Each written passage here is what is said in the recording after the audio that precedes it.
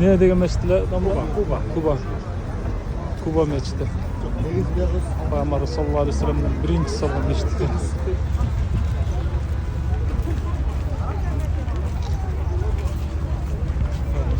Birinci şu birinci. Ziyaretçi. Ağır pilotçu.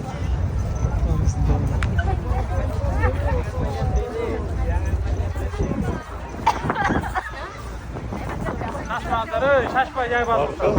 Çabuk. Yay balonlar. Ana merge bir çok olaylı. Bir çok olaylı. Daha ratalat duran bir yer kaç yer mi? Az ayet olsun. Ya. Az ayet olsun.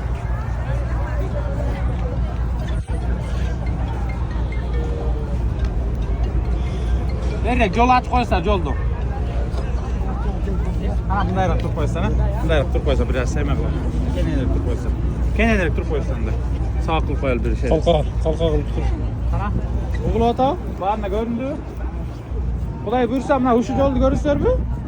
Uşu yerim. Bunlarla giriyoruz kalız tetçergen. Ayalları gayden darat alat aytam. Meçhiti gayden aytam. Erikte var alıp. O şeyin 2 reket 4 reket okup duruyorlar gayda çıkarıyoruz beka. Çünkü mi? Buna ki Kuday buyursa uşul der. Buna ki Kuba meçhit hep durbayı var. Dünya yüzünde. Bir haram meçhitinden giyin, Kaaba'dan giyin. Maşır Nubu Peygamberimizin meçhiti, Nabi bu. Peygamberimizin meçhitinden giyin. Ana Aksa meçhitten giyin. Dünyadaki faziletli meçhit, dünyadaki Allah'ın rahmatına bölüngön meçhit, bir umranın sohbetiyle turan meçhitine uşu yer болады.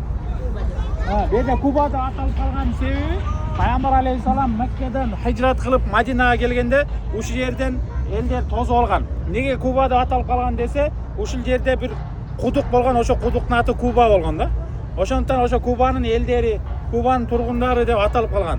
Uşul Kuba meçhitine Peygamberimiz Madina'dan gelgende özünün mübarek koldoru menен uşu yerden meçhitти kurup, uşu yerden birinci azan aytılgan. Düşünsüzbü? Anan keyin Peygamberimiz barıp Peygamberimizin meçhiti anan Peygamber yaşagan yerde bolup kalgan. Düşünsüzbü? Oşoga 2 reketten namaz okup bardığız. Uşu yerге топтолуп mana avtobusga барабыз inşallah. Dayarsыздар ошентип барышка? Алла кабыл кылсын. Келиңиздер. В общем, daярбыз.